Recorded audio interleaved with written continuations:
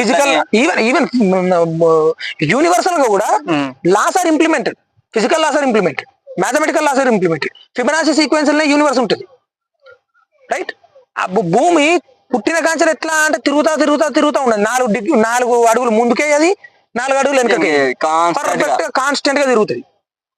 Theory of general రిలేటివిటీలో కూడా ఏమైతే అంటే మనకు పెద్ద వాక్యూమ్ స్పేస్ ఉంటుంది, కానీ ఇవన్నీ ఎట్లా తిరగాలి, ఒకటే యూనిట్ డైరెక్షన్ లో తిరగాలి. కానీ 2 ప్లానెట్స్ మాత్రం రివర్స్ డైరెక్షన్ లో తిరుగుతాయి. దీనికి ఎక్స్ప్లెనేషన్ ఇయ్యది సైన్స్. వీనస్ యురేనస్ కావచ్చు నాకు తెలిసి. ఈ 2 ప్లానెట్స్ ఆపోజిట్ డైరెక్షన్ లో తిరుగుతాయి. దీనికి సైన్స్ సమాధానం ఏం చెప్తుంది తెలుసా?